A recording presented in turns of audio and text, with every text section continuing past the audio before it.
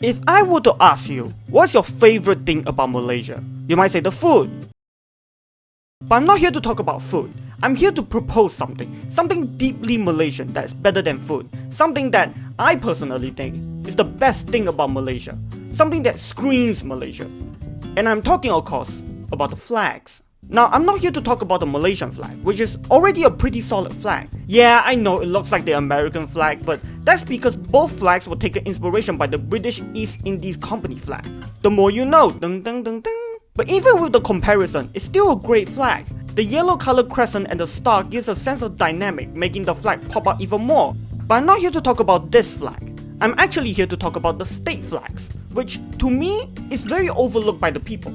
If you ever join the flag community, you will see a lot of people complaining about their own country, state or province flag, with their lack of design compared to their national flag. However, you don't quite see that kind of conversation in Malaysia, because our flags are so cool. Look at all these uniquely designed flags. It's so special.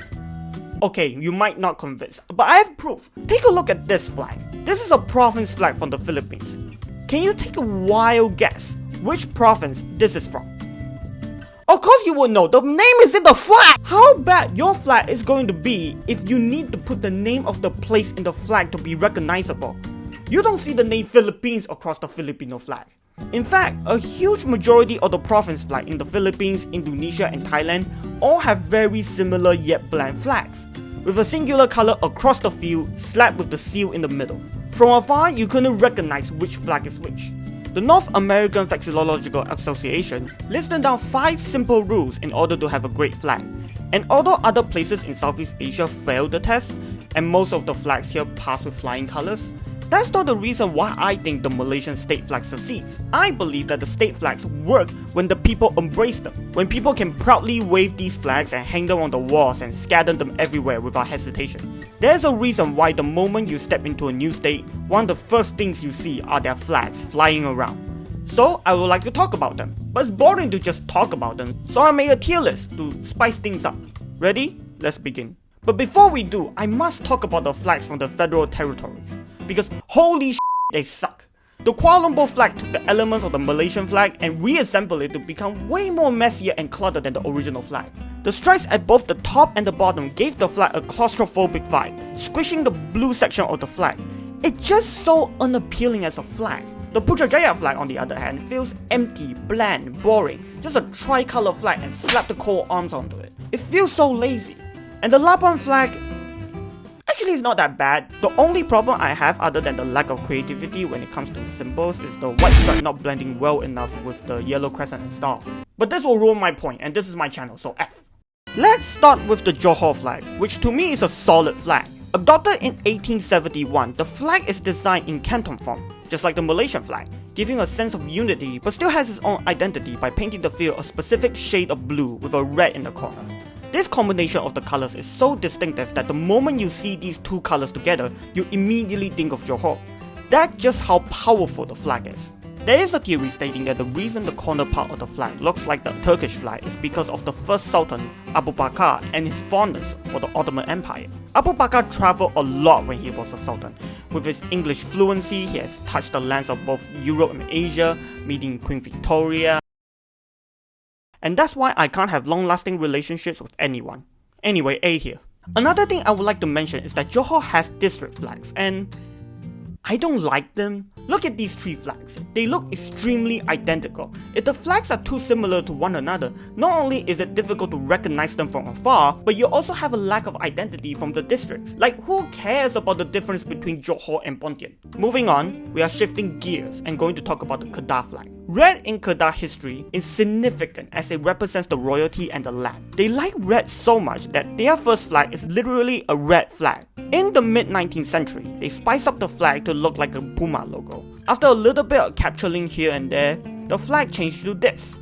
And honestly, I don't like it. In fact, I like the Puma logo more than this flag. This feels no different than the province flag in other Southeast Asian flags, except this time, the coat of arms is slapped onto the upper left corner of a plain red communist-esque flag. It just feels so incredibly lacking. See here. Next up is the Kelantan flag. I love this flag, but I thought you didn't like the coat of arms onto a plain monocolor field. You might say. I don't know, I just guess you would say that. I don't know what you would say. I don't even know why I gave you a voice. Well, the thing is, that is not the Kelantan coat of arms. This is. And what I love about this flag is that it takes simple elements from the coat of arms and make them into a striking iconography that just looks so badass. It really reminded me of the Japanese district flag that a lot of people are fond of. What can I say? It's just so elegant. SQ. Just like Johor, Kelantan also has district flag and no! No! No! Why is Tanah Merah orange? Why? The Malacca flag, adopted in 1957 from this horrendous British flag, it does the job well. I think my only complaint is that the color scheme is the same as the Malaysian flag. While it may symbolize the state being aligned with the country, it does lack a certain unique identity.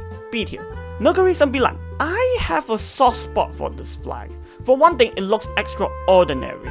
Not only that, the colors are based on the Minangkabau tribe. But instead of just doing a tricolor format, they did it in Canton. And you know just how much I like the Canton format. It's a simple flag, it's an effective flag. Great work, 8 here. Pahang! Oh, Pahang. The Pahang flag is a horizontal bicolor flag, with the white stripe at the top symbolizing the Sultan and the black stripe at the bottom symbolizing the Bendahara.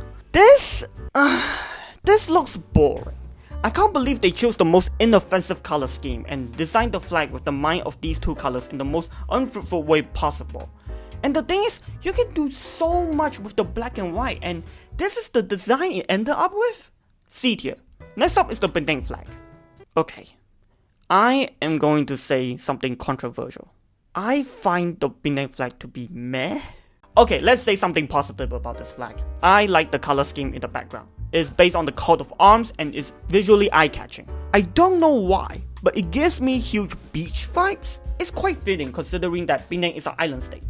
What I don't like is the PNG tree. The tree is an arena nut palm that gave the state its name. Look, I understand that the tree is significant on the flag, but it does not look pleasant. It feels abrupt.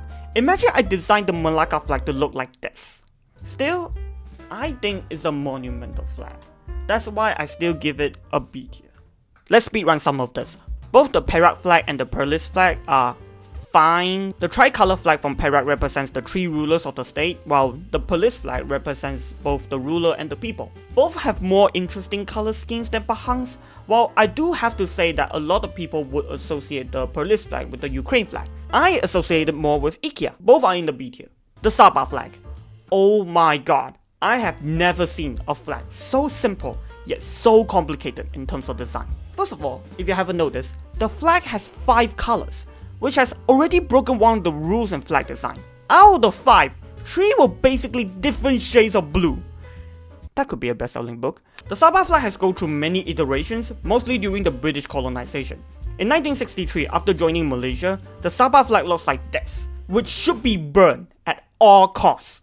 20 years later, it looks like this, solidifying the color scheme. Afterwards, these two flags fused together to become where we are right now.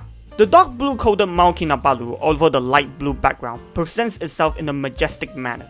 Adding both the mid blue and white stripes next to the mountain balances the color out, giving a sense of calmness with all the blues.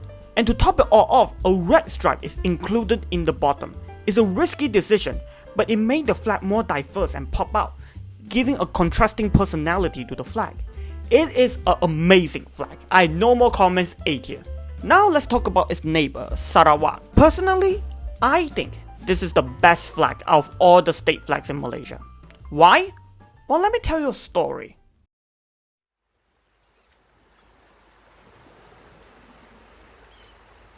In 1848, Englishman James Brooke designed a flag to cement the King of Sarawak, which were then replaced by this flag by his nephew Charles. Consists of a yellow field in addition to a red and black cross. The Eastern Crown is placed in the middle of the cross, symbolizing British royalty and the colonizers' importance on the land. Some years later, different versions of the flag are replaced until eventually in 1988, when the current is set in stone.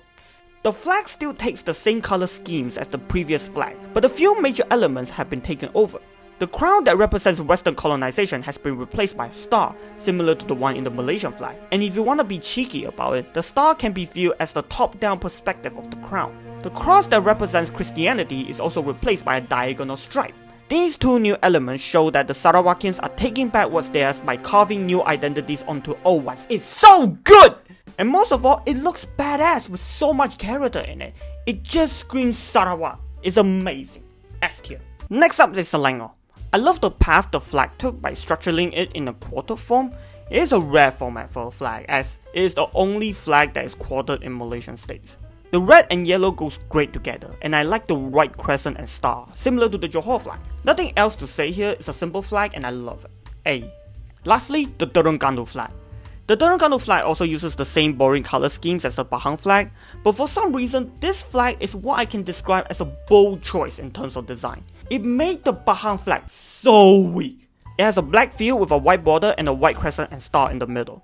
Just look at it. If I have to explain it, I would say that it made Islam look cool. In 2006, the Mandari Bazaar criticized the state flag as dull and simple and wished the flag to be more vibrant.